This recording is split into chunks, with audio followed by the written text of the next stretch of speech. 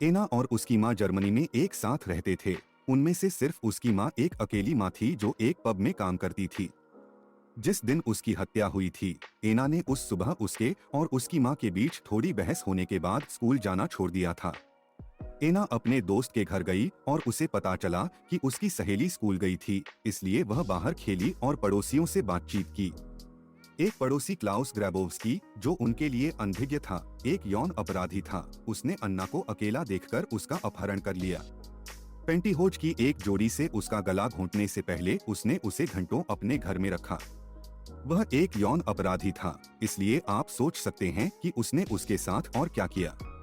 फिर उसने उसे एक कार्डबोर्ड बॉक्स में डाल दिया और नहर के किनारे छोड़ दिया।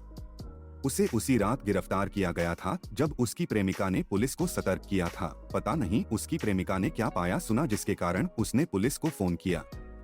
मैं 100% इस माँ के गुस्से और दर्द को समझती हूँ, खासकर जब उसने सार्वजनिक रूप से अपनी 7 साल की उम्र का दावा करना शुरू किया। लड़की ने उसे यह कहते हुए ब्लैकमेल करने की कोशिश की। उसने मुझे बहकाया और फिर अपनी माँ को यह बताने की धमकी दी कि अगर मैंने उसे पैसे नहीं दिए तो मैंने उसके साथ छेड़छाड़ की। बालों वाला बड़ा गधा आदमी। एक माँ के रूप में मैं समझती हूँ कि इससे उनका गुस्सा और दर्द कैसे बढ़ा।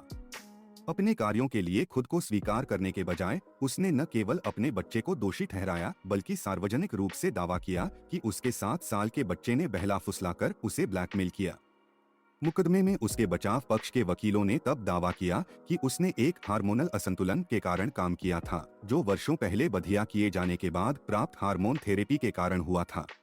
अपने परीक्षण के तीसरे दिन उसने कहा कि वह एक बयान देने के लिए तैयार हो रहा था और उसने सोचा कि अब मेरे बच्चे के बारे में अगला झूठ आता है। फिर उसने एक .22 कैलिबर बेरेटा निकाला और अपना बदला लिया।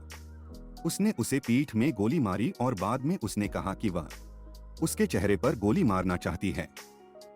उसे पूर्व निर्धारित हत्या का दोषी ठहराया गया था और उसे 6 साल की सजा सुनाई गई थी। उसे केवल 3 साल की सेवा करनी थी और रिहा होने पर वह नाइजीरिया चली गई, जहां उसने शादी की और 1990 के दशक तक रही। अपने पति को तलाक देने के बाद वह इटली चली गई, जहां वह तब तक रही जब तक कि उन्हें अग्नाशय के कैंसर का पता नहीं चला।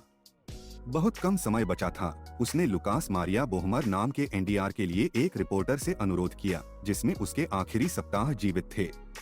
सितंबर 1996 में 46 साल की उम्र में उनकी मृत्यु हो गई और उन्हें उनकी बेटी अन्ना के बगल में दफनाया गया। वह केवल 31 वर्ष की थी जब उनकी बेटी की हत्या कर दी गई थी और वह केवल 15 साल बाद जीवित रही।